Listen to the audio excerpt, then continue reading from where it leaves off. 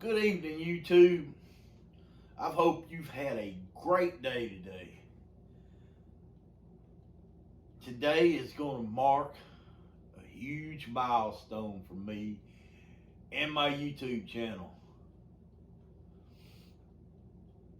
It's been a long road. It really has. It's been a long road. We have traveled together all across East Texas. We have serviced generators and lawnmowers and ATVs and side by sides and oh my goodness, jet skis and boats. We have done it, haven't we? The main thing we have done though is we have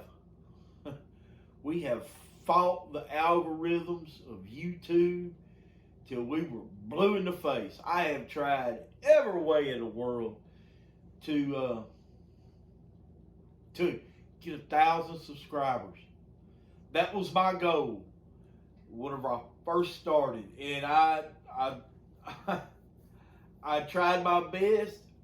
I have done everything I could possibly think of to get that 1,000 subscribers, and we're just now getting it.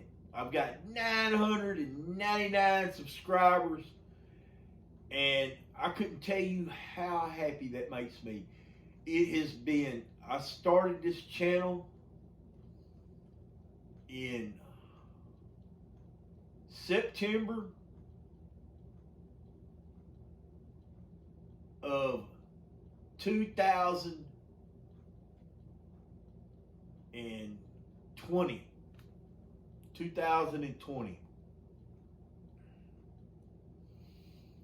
That's when I got laid off from the big box company because my job was seasonal, working for the big box company, servicing warranty and service policy lawnmowers for the big box company. I'm not going to say which one, but it was the largest one in the United States at one time. And anyway, it's been a long road. And guys, I have just about used up every bit of content that I could possibly imagine. And I've had to move on. I've had to make shorts. My do-it-yourself videos, they're slow and they're long. And guys, I wish I could make them shorter, but they're just so long and it takes so long to fix something. But anyway, I've been trying. And over the next year or two, it's probably going to, my videos are probably going to slow down to once a week. I may keep putting out shorts. I know that I've started. I'm trying to get away from my pick of the day videos, and I'm going to special tools and pullers to homemade tools. I'm going to do some phonograph work, antique work, maybe some carpentry work, because yes, I'm a very accomplished carpenter also. Mainly, in fact, this is a project I've been working on for the past couple of weeks. When I can. I don't know if you know it, but last year it got so slow on me, and me working for myself, me being my own boss. During the wintertime, it gets just as slow for me in the wintertime. It's seasonal. The work I do is seasonal. People don't use their ATVs and their lawnmowers and their jet skis and stuff during the wintertime.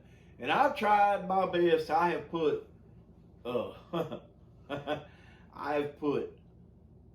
discounts out. I've run specials. I've done everything I could possibly think of as far as marketing my work to the people that I work for during the wintertime to try to make business more profitable. Because last year about this time, I was so broke. I was disheartened. And I'm pretty disheartened right now. I'm so broke. But I don't know if I would say it was a major mistake that I made, because I got down to where, in order to pay my bills, I went and took a job working in a chicken plant. And the reason I went to the chicken plant is because I knew that they would hire me off the street and I'd be able to start. And I did. I started and I had a paycheck the next week. I put my application in on Tuesday. I had a job on Thursday. I started orientation on Monday.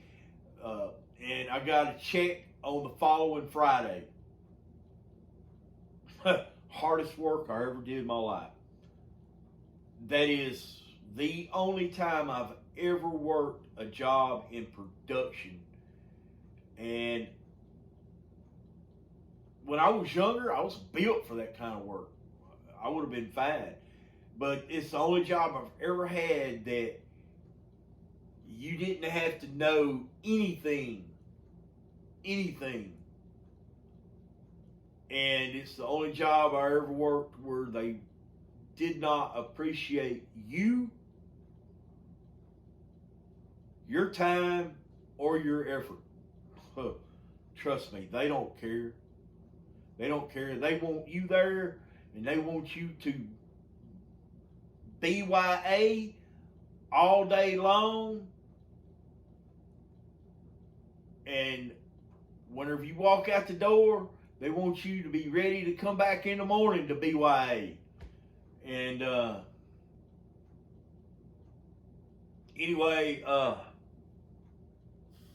I kept working it, and I'd get off work in the evening time, and I'd have phone calls from people wanting me to come work on their units, and I was too tired to do it.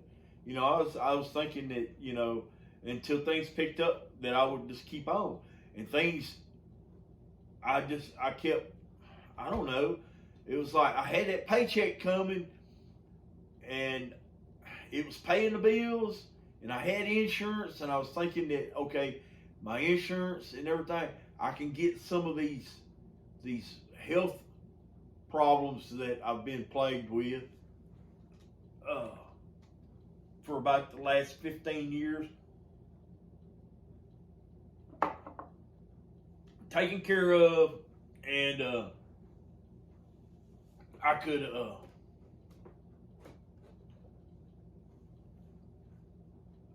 I don't know, and I could probably, and I thought that I would move into the maintenance department or something, and make even better money, and just kind of ease away from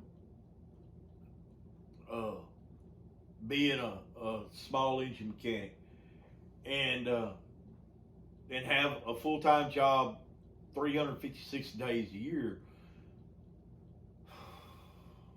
Man, the feeling of being unappreciated at work, that is terrible. I never in my life have been yelled at. I'm a hard worker. I've never been told that my work was not good enough. It was not more than ample for the pay that I was being paid. I've never been told that. In fact, I've been told a lot of times that I didn't make enough money. Anyway, in the first part of July, I just made up my mind. I said, I'm through with this. I had walked out on my first break during the day, and I had 3 or 4 phone calls wanting work done. And I'm like, man, to heck with this. I'm going back to work for myself. So I made the appointments. I started setting my schedule, and that was on a Tuesday. And I had decided that Friday was going to be my last day at work. I'm going to get me a full week's check, and then I'm checking it in. And come Friday at noon, I was starving to death. I remember I was starving to death. And it was like, I want something to eat, and I don't want what I brought for lunch to eat. I'm going to go eat lunch, and to heck with the rest of the day's work. They could get someone else to do it.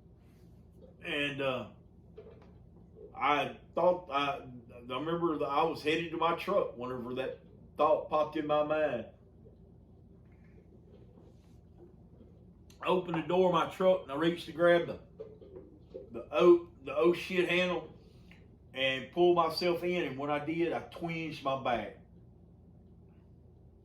And that was the wrong thing to have done. I should have never left that parking lot, because I said, well, I'm headed to get me some Chinese food, and I'm going home. My week's over with. I'm done with this mess. And my career here is over. Get him, girl. Anyway, I was angry. She's gonna tear somebody up.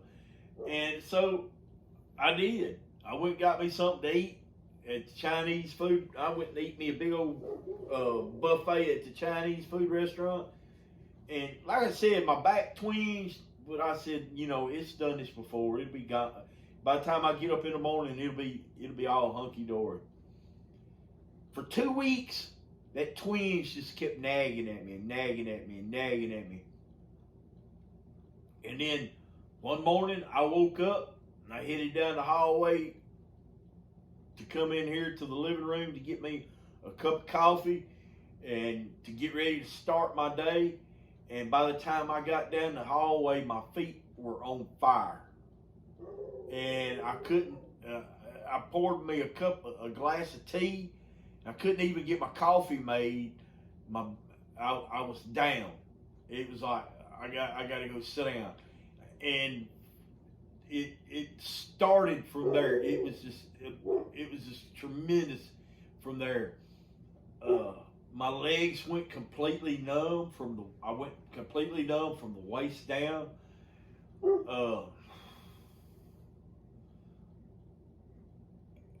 I couldn't walk to the refrigerator from my couch or from my chair to the refrigerator and get something to drink.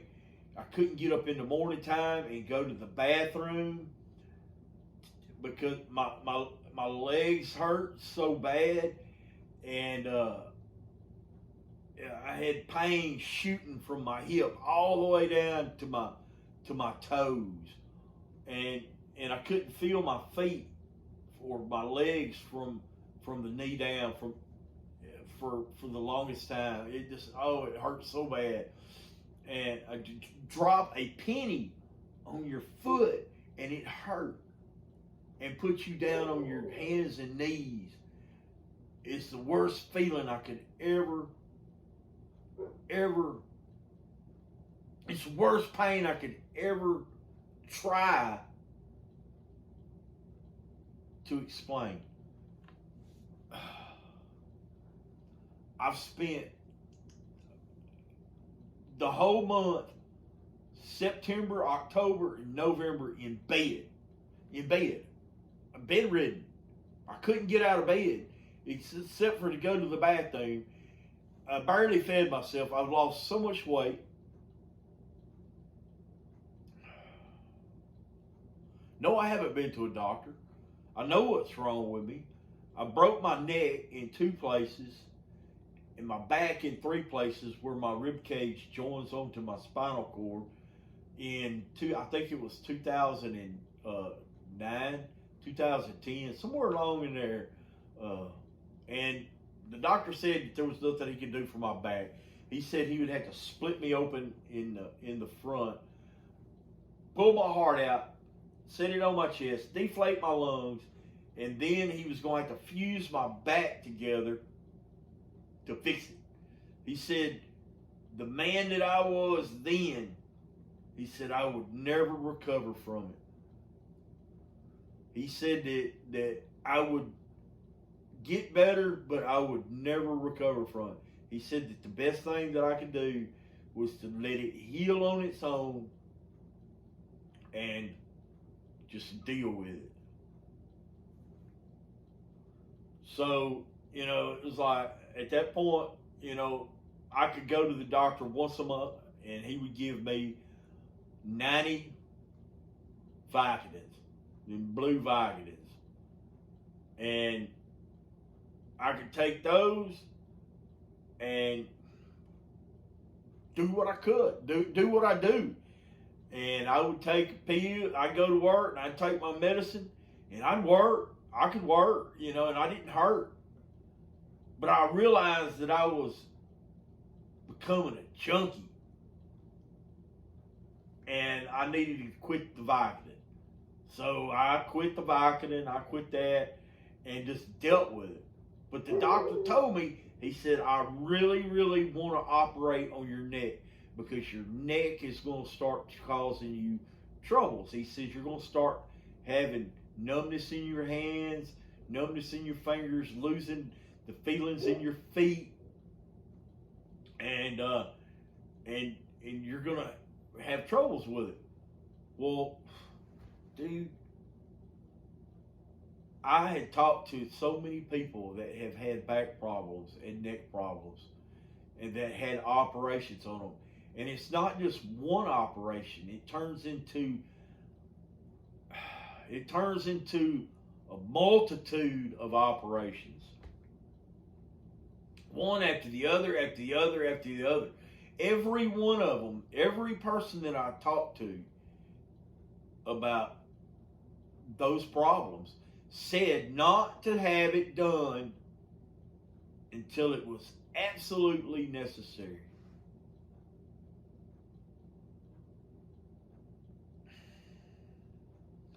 Sometime in the middle of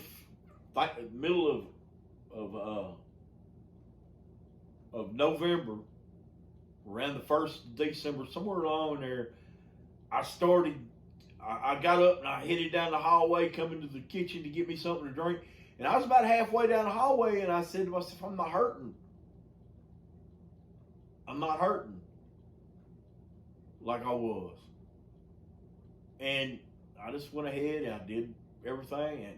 And so the treatments that I was giving myself, I was medicating myself real heavily for the past for the 2 weeks prior, 3 weeks prior to this. I was medicating myself, and not with Vicodin or anything else like that, but whatever I had going on, the pain subsided. The pain subsided in my legs. But now I can't stand for long periods of time. When I do, my back goes back to hurting. And my head, it feels like it's about that big around and weighs 400 pounds and it's sitting on my shoulders. I'm in tremendous discomfort all the time. And so you're not going to see me do a lot of work anymore. What I do is it's going to be as, I'm going to have to, I got to take care of myself. So, I don't know, I'm to the point to where I'm brainstorming, I'm trying to figure this whole thing out. What do you do? What do you do? I was barely making do with the monies that I was making for one person.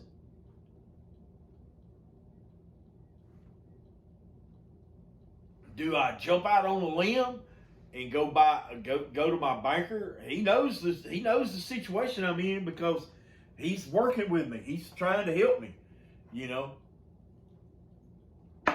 do I go to the banker and talk to him and buy a couple more trucks and run 2 automotive mechanic trucks, 1 small engine truck, and pay guys to work for me? Because from all I hear out of people is that the people that you hire nowadays, they don't want to work. And what work they do is substandard. You know, if I hired somebody, I need somebody to step up and take responsibility for their own actions and do good work and know how to diagnose things first time and be able to do the job and not break anything. And if they do break something, not be afraid to take the ownership of their own mistakes. Because, okay, mistakes happen, and I know this. But at the same time, if something breaks, you got to fix it. You got to be able to take ownership of what you do.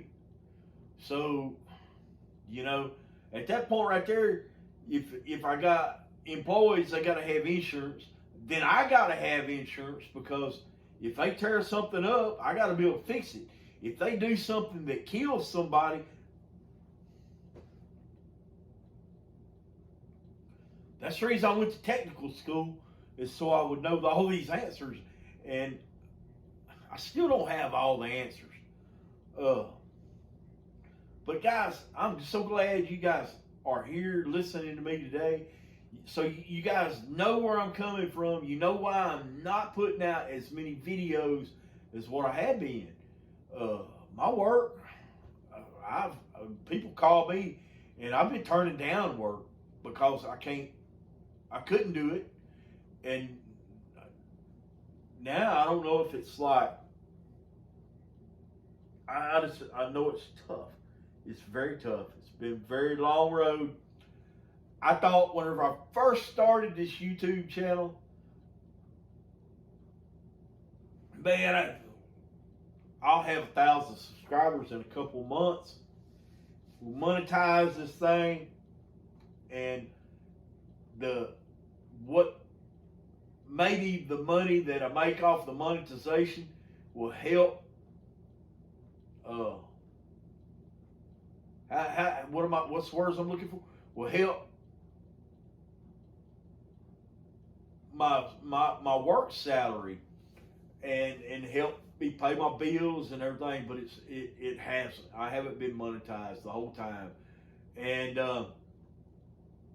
actually, I mean, I've come to the point to where even if it is monetized, I will never ever rely on those checks. If I ever get a check, I don't know. We'll see. I don't know how this is all going to work out. But I am very proud that 999 of you guys and ladies and kids and anybody else that wants to subscribe to my channel, I hope you guys feel as grateful as I do, because I remember telling my buddy, like, man, I just don't know about all this, man. I have tried and tried and tried. And at that time, I think I had 700 something, maybe 600 something subscribers. And I was telling everybody, because he was asking me about my YouTube channel. And I was like, man, I said, don't put your hopes in it, because I did, and it just ain't paying out for me. And it really was at that time, but you know, it wasn't fast moving as what I thought it would be. And he's like, dude, he says, man, he says, really, man, he says, you just don't have personality for it. And I wish he hadn't have never. I wish we and him never had that conversation, because at that point right there, it's like, man, people must not dislike me. What is it that people don't like about me, man?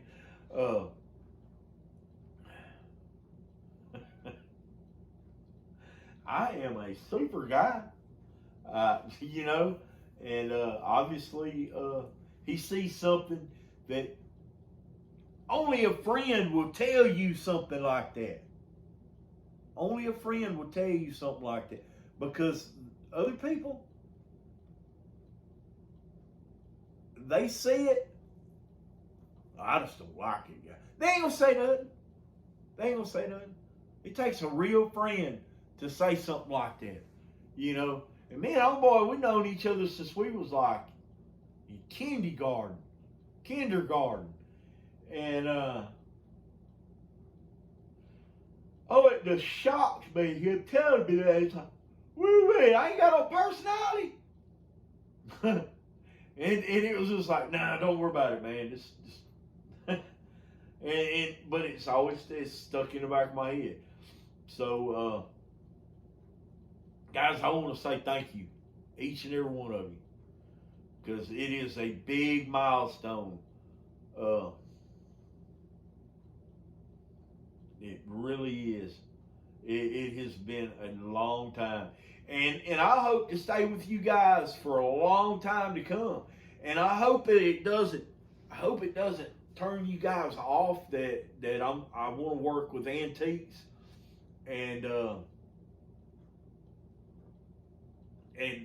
old record machines and stuff, and old radios, and doing what I do with them, because antiques are really a wow.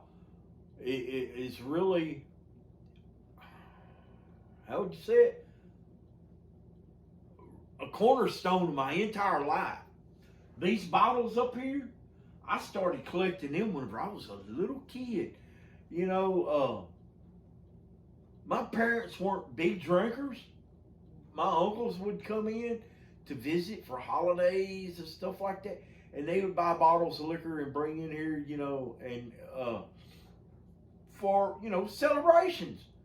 And they would leave the bottles behind, and before they got tossed in the trash, I had them on the shelf in my room. I had shelves all in my room ever since I was a little kid. I collected sports memorabilia. I like Indian stuff, artifacts. I dug stuff out of garbage dumps, and you know, my dad had stuff, and I collected stuff, and I have a whole barn full of stuff that I want to pull out and clean up and display.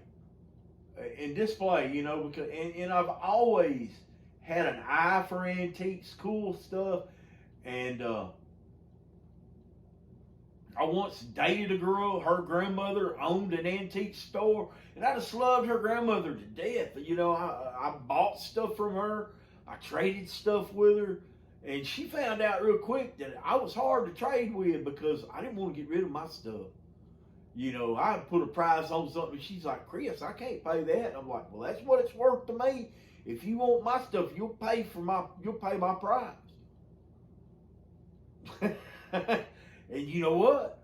Hey, she knew what I was talking about because she had an antique store and she was selling antiques, trying to make a living. And whenever you walked in there and asked her, "How much is this, Billy?" she'd tell you real quick, And she would think about it for a second. She'd say, "For you, Chris, I'll give it to you for $30. Now, Billy, you know it's worth a lot more than that." I know, Chris, but for you, $30. She knew I didn't have no money. I was only 18, 19 years old. And I got some of the coolest stuff from her, and I will never forget her. She was an awesome lady. Billy West was her name. And she had an antique store here in town, and I just love to go in there, and I still go in there. Her daughter runs it now, and she and I have been friends for many, many years. And but her granddaughter was my girlfriend. I love that girl. Anyway, yeah, and so if she tell me that she wanted $30 for something, I might give her 40. Or if I thought it was worth if I thought it was worth $100, and she's just cut me a really good deal because of who I was and I was her granddaughter's boyfriend, you know, I would always give her more. I always would give her more because I worked down in Houston, and I made really good money, and I didn't tell nobody what kind of money I made, and I had the money in my pocket, stuffed in my pocket, and I'd always go out to my truck, get the money, and bring it back to her. And like I said, I got some of the coolest things from her. Some of these bottles up here I got from her.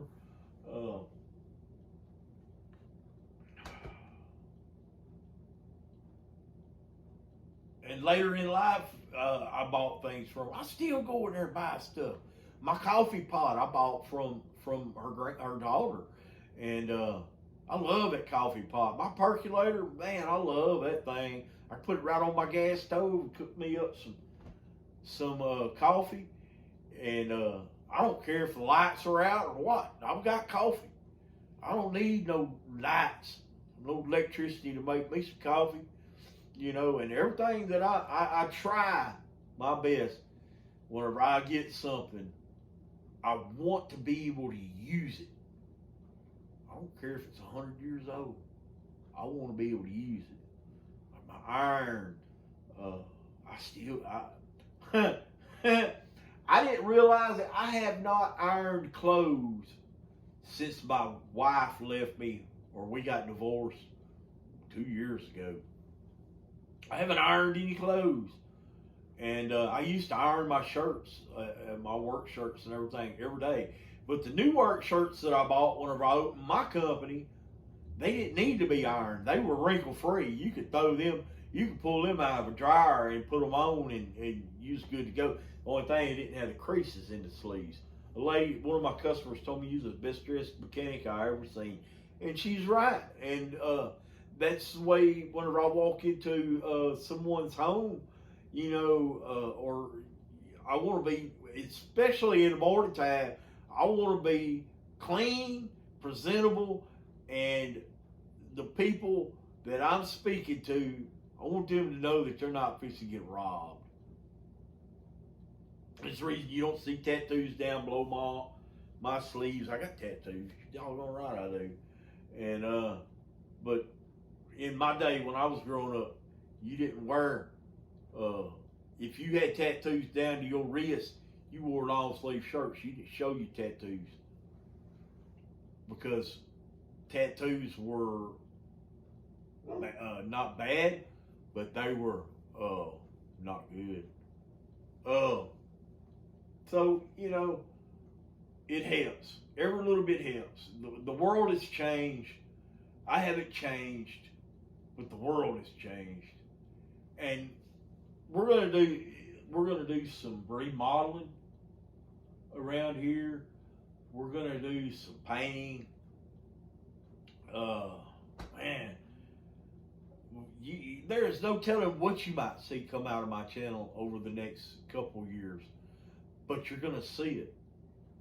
And guys, I want to thank you from the bottom of my heart for subscribing to my channel. For real, it's been a long struggle, and some of you have been a part of it since day one. And I want to say this to the Mower Medic 1. I thought, whenever I found out that you were a YouTuber and you were one of my subscribers, that you may throw some subscribers my way. You didn't, and I'm glad you didn't, because I have traveled this road on my own. Guys, y'all have a great night, and whatever you do, enjoy life. Come.